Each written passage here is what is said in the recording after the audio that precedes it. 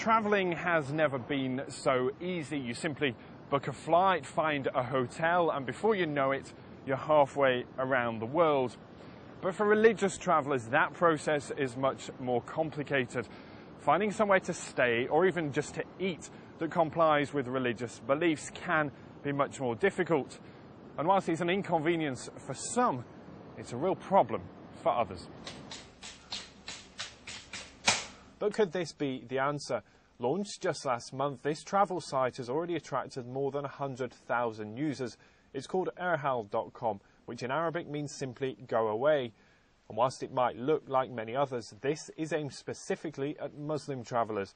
It shows mosques and prayer times and where to find halal restaurants.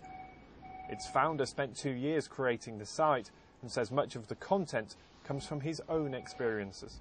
Last summer, I went to Longyearbyen, which is the northernmost city in the world. There is no sunset. It is perpetual sunlight.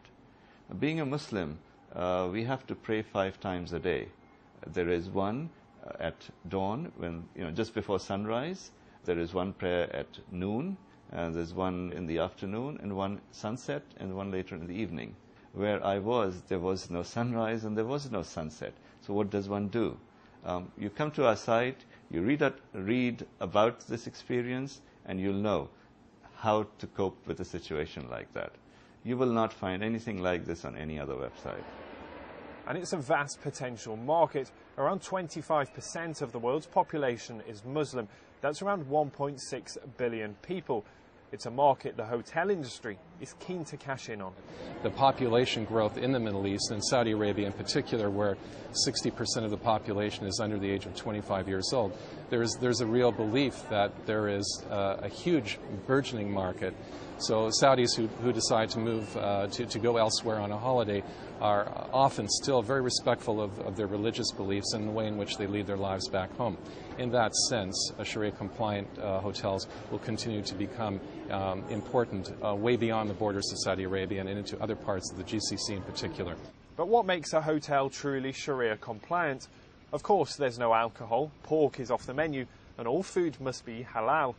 But there are some stricter rules too. We're very respectful of the direction of Mecca. So, for example, bathrooms and guest rooms do not face Mecca.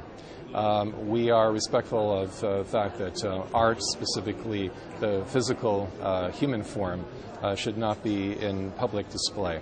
We're very conscious of the fact that we have to ensure that where men and women do mix, that public permission is sought from the authorities in Saudi Arabia. Otherwise, functions must be specifically either male or female. And it's those details that appear on sites like Irhal. But whilst it has the information, it won't sell you airline tickets or book you hotel rooms. So just how does it make money? We have a very niche audience. Now, who wants to reach out to that travel community?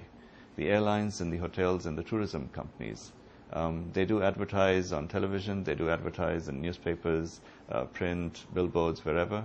And we would like them to advertise on irhal.com as well. That will be our source of income. And for the hotel chains themselves, creating Sharia-compliant properties can cost money. But many are now finding some unexpected benefits too. Guests tend to be well behaved. There are no fights. There are no loud parties.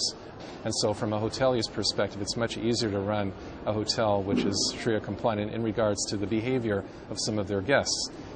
So for the region's airlines and hotels already hit by the financial crisis and now vying for the same customers, creating Sharia compliant facilities could be one way to set them apart. Ben Thompson, BBC News in Dubai.